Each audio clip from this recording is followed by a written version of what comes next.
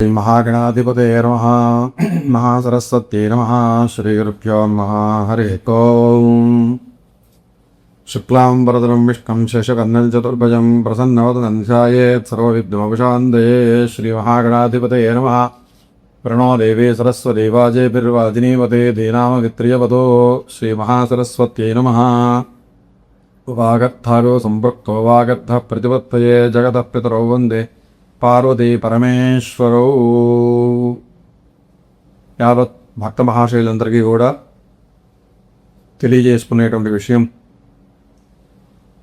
ఈ లోకానికి అంతటికీ కూడా కలియుగంలో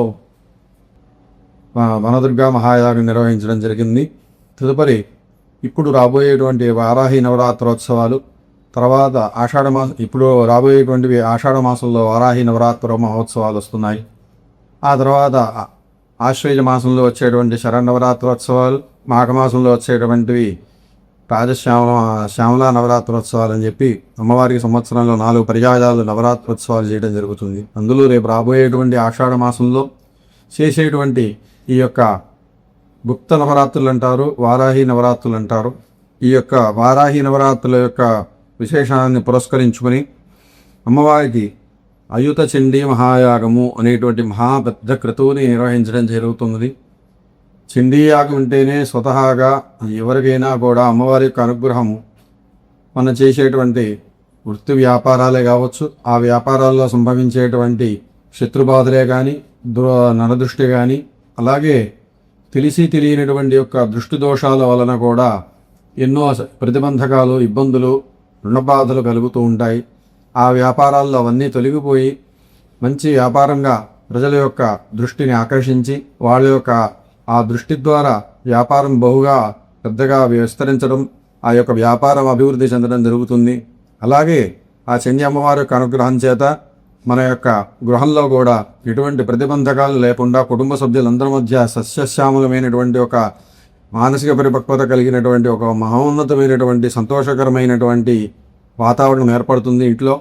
ఆ సందర్భంగానే ఇంటికి వచ్చేటువంటి దృష్టి దోషాలే కానీ, ధూళి దోషాలే కానీ, ఇతరత్ర పరప్రయోగాలు అంటే ఈ యొక్క కలియుగంలో ఎన్నో విధాలుగా మనం వింటూ ఉన్నాము. ఏవో ప్రయోగాలు చేస్తున్నారని అనుకుంటారు, కానీ ఒకవేళ అటువంటివి ఉన్నప్పటికీ ఈ అమ్మవారి యొక్క చండీ అమ్మవారి యొక్క అనుగ్రహం చేత అవన్నీ కూడా తొలగిపోతాయి. మనస్సు చాలా బలాన్ని ఇస్తుంది అమ్మవారు, మానసిక బలాన్ని ఇస్తుంది. ఎందుకంటే చండీ అమ్మవారు మహాకాళి, మహాలక్ష్మి, మహాసరస్వతి స్వరూపం. అంటే మనకి మానసిక బలాన్ని ఇవ్వగలిగేటువంటి మహాశక్తి అమ్మవారు. అలాగే విజ్ఞానాన్ని, మన యొక్క మేధాశక్తిని ఇచ్చేటువంటి సరస్వతి అమ్మవారు. అలాగే మన యొక్క జీవన విధానానికి ఈ కలియుగంలో ఎంతో ఇంపార్టెంట్ అయినటువంటి మహాలక్ష్మి అమ్మవారి యొక్క అనుగ్రహం. 3 దేవతలు కూడా ఆ చండీ అమ్మవారిలోకి నివిడీకృతమై ఉన్నారు. ఆ నివిడీకృతమైనటువంటి ఆ యొక్క చండీ అమ్మవారికి చండీ సప్తశతి అనేటువంటి ఒక 700 శ్లోకాలు, అమ్మవారి యొక్క వర్ణనతో కూడుకున్నటువంటి 700 శ్లోకాలు ఉన్నాయి. ఆ 700 శ్లోకాలు కూడా అమ్మవారు ఏ విధంగా శుంభులే కానీ, రక్తబీజులనే కానీ, మహిషాసులనే కానీ ఇత్యాది రాక్షసులను ఏ విధంగా సంహరించి లోకాన్ని అందరినీ కూడా సుభిక్షంగా చూసిందో ఆ విషయమంతా కూడా అందులో నివిడీకృతమై ఉంది. అటువంటి ఆ యొక్క చండీ అమ్మవారి యొక్క 700 శ్లోకాలని కూడా అమ్మవారిని వర్ణిస్తూ పారాయణ చేయటం, ఆ పారాయణ చేసినటువంటి విధానాన్ని మళ్ళీ హోమంగా చేయడం అనేది జరుగుతుంది. సర్వసాధారణంగా ఒక చండీ యాగము, శతచండీ యాగము, సహస్ర చండీ యాగం అనేటువంటివి మామూలుగా జరుగుతూ ఉంటాయి. కానీ అయుత చండీ యాగము అనేటువంటివి చాలా ఎంతో ఖర్చుతో కూడుకున్నటువంటిది. పెద్దవాడు తప్ప ఎవరు చేసి ఉండలేదు. అటువంటిది అమ్మవారి సంకల్ప ప్రేరేపితంగా ఈ విధంగా ఈ యొక్క అయుత చండీ యాగం చేయడం తలపించడం జరిగింది. ఈ అయుత చండీ యాగం అంటే 10,000 చండీ సప్తశతి పారాయణలు, అలాగే 10,000 సంఖ్య యొక్క చండీ సప్తశతి హోమం చేయడం అనేది జరుగుతుంది. 15వ తారీఖు 15/7/2026 విఘ్నేశ్వర పూజ ఉదయము విఘ్నేశ్వర పూజ పుణ్యాహవాచనము, పంచగవ్య ప్రాశన, రక్షాబంధన, దీక్షా స్వీకరణతో ఈ యొక్క యాగ సంకల్పం చేయడం అనేది జరుగుతుంది. ఆ విధంగా యాగం ప్రారంభమై వాస్తు పర్యకరణము, యాగశాల ప్రవేశము, అగ్ని ప్రతిష్ఠ, సర్వతోభద్రమండల స్థాపన, ప్రదోషకాల పూజ, ఆ విధంగా చేస్తూనే ఇంకో పక్క ఈ యొక్క ఋత్విక్కులందరి చేత కూడా చండీ సప్తశతి పారాయణము మరియు హోమం ప్రారంభం అనేది చేయడం జరుగుతుంది. తత్ప్రకృతి 16/7/2026 నుండి 24/7/2026 వరకు ప్రతిరోజు ఉదయం గోపూజ, దీక్షా హోమాలు, మండప హోమాలు, మండప పూజలతో పాటుగా ఈ యొక్క చండీ సప్తశతి పారాయణం చేయడం జరుగుతుంది. అలాగే ఆ చండీ సప్తశతిని హోమంగా కూడా చేయడం అనేది జరుగుతుంది. ప్రదోష కాలంలో అమ్మవారికి హారతులు, మంత్రపుష్పాదులు ఇవ్వడం అనేది జరుగుతుంది. తీర్థప్రసాదాలు ఇవ్వడం జరుగుతుంది. 25వ తారీఖు నాడు అనగా చిట్ట చివరి రోజు నాడు దీక్షా హోమాలు, మండప హోమాలు చేసి మహాపూర్ణావధి, మహారాష్ట్రవేచనము, అన్న సంతర్పణ చేయడం అనేది జరుగుతుంది. ఇంత మహోన్నతమైనటువంటి మహాయాగంలో అమ్మవారికి ఇంకనూ అనేక విశేషమైనటువంటి కార్యక్రమాలు కూడా చేయడం జరుగుతుంది. మహావిద్య అనేటువంటిది అమ్మవారికి ఉన్నటువంటి ఎంతో ప్రశస్తమైనటువంటిది. అమ్మవారికి సంబంధించిన 500 మహోన్నతమైనటువంటి బీజాక్షర మంత్రాలు, వేద మంత్రాలతో నివిడీకృతమైనటువంటి వనదుర్గా మహావిద్య పంచశతి అనేటువంటిది ఉంది. దాన్ని కూడా ఒక 15 మంది బ్రాహ్మణులతో ఆ యొక్క మహావిద్య పారాయణ, మహావిద్య హోమం అనేది కూడా ఈ కార్యక్రమంలో భాగంగా చేయడం జరుగుతుంది. మహావిద్య వలన ఎటువంటి ఫలితాలు వస్తాయంటే అమ్మవారు సర్వకాల సర్వావస్థల యందు కూడా మనల్ని అనేక విధములుగా కాపాడుతూ, మనల్ని సన్మార్గంలో నడిపిస్తూ, దుష్టబాధలు, దుష్ట స్నేహాలు ఇవన్నిటినీ కూడా దూరం చేస్తూ మనకి ఎంతో ఉన్నతమైనటువంటి తపస్సు చేస్తే ఎటువంటి కళ సంభవిస్తుందో అటువంటి తపశ్శక్తితో కూడుకున్నటువంటి కళని మన ఇంటికే కానీ, వ్యాపారాలకే కానీ, ఉద్యోగంలోనే కానీ ఎంతో ఉన్నతమైనటువంటి మార్గంలోకి అమ్మవారి యొక్క అనుగ్రహంతో ఆ యొక్క మహావిద్య అనేది చేయడం జరుగుతుంది. మనకి ఇందులో ఇంకా విశేషం ఏంటంటే ఈ చండీ సప్తశతి అయుత చండీ సప్తశతి యాగంతో పాటు మహావిద్య చేయటం వలన మనకి తెలియనటువంటి శత్రువులు, అంతర్గత శత్రువులు, బహిర్గత శత్రువులు ఉంటారు. వాళ్ళు చేసేటువంటి ఎటువంటి అకృత్యాలైనా కూడా మనల్ని నిర్వీర్యం చేయడానికే కానీ, మనల్ని పడగొట్టాలనే కానీ, మనల్ని ఎన్నో కష్టాలు పెట్టాలనేటువంటి ఇలాంటివి ఎన్నైనా కూడా ఈ అమ్మవార్ల యొక్క అనుగ్రహం చేత అవన్నీ కూడా తేలిపోతాయి. వాడు చేసేటువంటి ఎటువంటి ప్రయోగాలు కూడా, వాడు చేసేటువంటి మనల్ని కించపరచాలనేటువంటి ఎటువంటి ప్రయత్నాలు కూడా సఫలీకృతం కావు. కాబట్టి ఇంతటి మహోన్నతమైనటువంటి యాగంలో విశేషము. ఇకపోతే 15వ తారీఖు నాడు విశేషంగా అమ్మవారికి మరువము దమనములతో, అంటే మరువము దమనము అంటే అమ్మవారికి సౌగంధికమైనటువంటి ద్రవ్యాలు, ఆ ద్రవ్యాలతో అమ్మవారికి ప్రదోషకాలంలో అమ్మవారికి అర్చన చేయడం జరుగుతుంది. ఆ విధంగా అదే రోజు నాడు అమ్మవారికి అష్టలక్ష్మి మహాహోమం అని చెప్పి విశేషంగా ఈ యొక్క భక్తులందరికీ కూడా, అంతేకాకుండా దేశ సుభిక్షానికి చాలా అవసరమైనటువంటి యొక్క మహాలక్ష్మి అనుగ్రహం కలగడం కోసమే లక్ష్మీ అమ్మవారి 8 లక్ష్మీ రూపంతో ఉంటారు. అలాగే కదంబం అంటేనే అమ్మవారికి కదంబ పుష్ప ప్రియాక అని చెప్పి లలితా సహస్రనామంలో చెప్పబడినటువంటి విధానంగా ఆ కదంబ పుష్పాలు కూడా అమ్మవారికి ఎంతో ప్రీతిపాత్రం కాబట్టి ఆ రోజు ఆ పూలతో అర్చన చేయడం జరుగుతుంది. ఆ రోజు ఎన్నో మనకి విఘ్నాలు లేకుండా మన కార్యాలన్నిటికీ కూడా ముందుకు తీసుకెళ్లేటువంటి విఘ్నేశ్వరుడి ప్రీతిపాత్రంగా లక్ష్మీ గణపతి హోమం అనేది చేయడం జరుగుతుంది. ఆ లక్ష్మీ గణపతి హోమం వలన మనం ఎటువంటి ఆస్తి నష్టపోయినా, ద్రవ్యాలు నష్టపోయినా, ఏవైనా మన యొక్క వస్తువులు దొంగతనంగా నష్టపోయినా, ధనం నష్టపోయినా, వ్యాపారాల్లో అప్పులు కానీ, లేకపోతే వ్యాపారంలో నష్టపోయిన ధనమే కానీ ఈ లక్ష్మీ గణపతి హోమం చేత మనకి పునఃప్రాప్తం అవుతాయి. కాబట్టి ఆ యొక్క లక్ష్మీ గణపతి హోమంలో భాగస్వాములు కావాలి. ఈ 23వ తారీఖు నాడు అమ్మవారికి ప్రదోషకాలంలో గాజులతో, అంటే ఈ మంగళప్రదమైనటువంటి విశేషమైన ద్రవ్యాలు ఇవన్నీ కూడాను ఈ గాజులతో విశేషంగా అమ్మవారికి అర్చన చేయడం జరుగుతుంది. అదే రోజు నాడు అమ్మవారి కార్తవీర్యార్జున హోమ సహితంగా కాళభైరవ హోమం జరుగుతుంది. కార్తవీర్యార్జునుడు అంటేనే సహస్రబాహువులు, అంటే 1000 చేతులతో ఆయన స్వరూపం ఉంటుంది. ఆయన అనుగ్రహం ఎలా ఉంటుందా అంటే ఎటువంటి దొంగతనాల ద్వారా పోయినటువంటి ద్రవ్యమే కావచ్చు, అలాగే శత్రు దుర్భేద్యం, ఇది ఎటువంటి శత్రువునైనా సరే ఆపగలిగేటువంటి శక్తి కార్తవీర్యార్జునుడు ఉంటుంది. పరశురాముడు అంతటి వాడిని ఆయన నిలువరించగలిగినటువంటి శక్తి ఆయన కలిగింది అంటే ఆయన పరశురామ స్వామి వారిని తప్పు చేయడం కాదు, కానీ అంతే కార్తవీర్యార్జును యొక్క బలమైనటువంటి విశేషాన్ని తెలియపరుస్తున్నాము.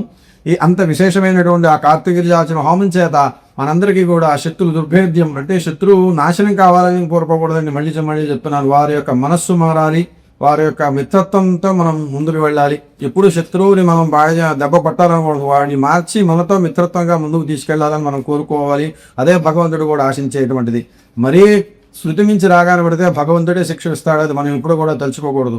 కాబట్టి అటువంటి శత్రువులను నిర్వీర్యం చేయడం కాళభైరవ హోమము. కాళభైరవుడు అయితేనే మనకి తెలియనటువంటి ప్రయోగాలు, తెలియనటువంటివి ఇవన్నీ కూడా ఎంతో ప్రచారంలో జరుగుతూ ఉన్నటువంటివి. వీటన్నిటికీ కూడా నిష్కృతి మన శాస్త్రాల్లో కాళభైరవుడు యొక్క హోమం చేత కొంతవరకు వాటన్నిటిని కూడా నిలువరిస్తారు అని చెప్పి ఉన్నది.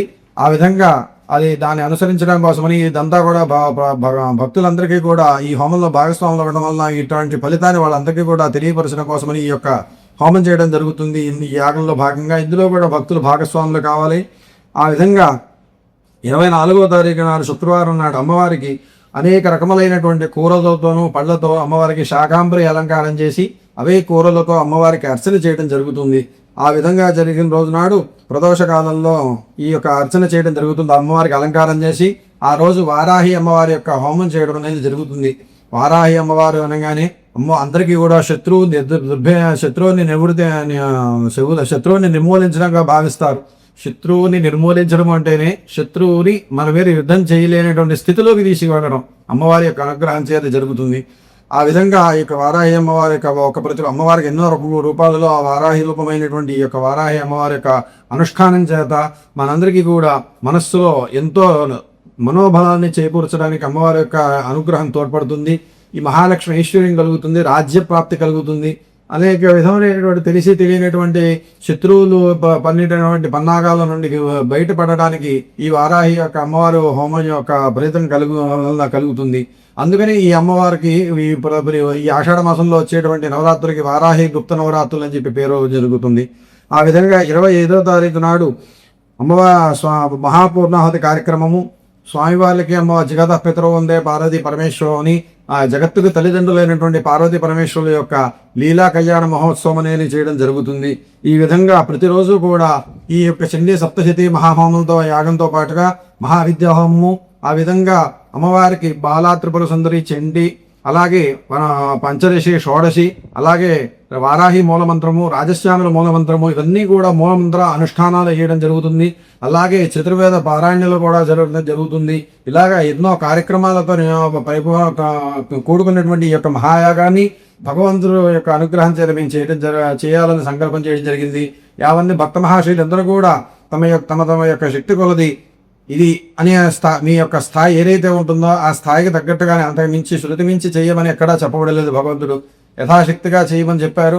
అలాగే శక్తి ఉన్నవాడు కూడా తక్కువగా కాకుండా అమ్మవారి యొక్క ఉన్నతమైనటువంటి ఫలితం కోసం ఉన్నతంగా యొక్క యాగంలో భాగస్వాములు అయ్యి మీ యొక్క సహాయ సహకారాలు ద్రవ్య రూపకంగా కానీ ధన రూపకంగా కానీ అందించి ఈ లోక కళ్యాణార్థమై మీ అందరి యొక్క అభ్యున్నతకై చేసేటువంటి యొక్క మహాయాగాన్ని పరిపూర్ణంగా నిర్విఘ్నంగా దిగ్విజయంగా పూర్తి ఉన్నట్లుగా మీ యొక్క అందరి సహకారము కోరుతున్నాము. ఈ విధంగా ఆహ్వానం కూడా తెలియజేస్తున్నాము. అందరూ కూడా యాగాన్ని దర్శించండి.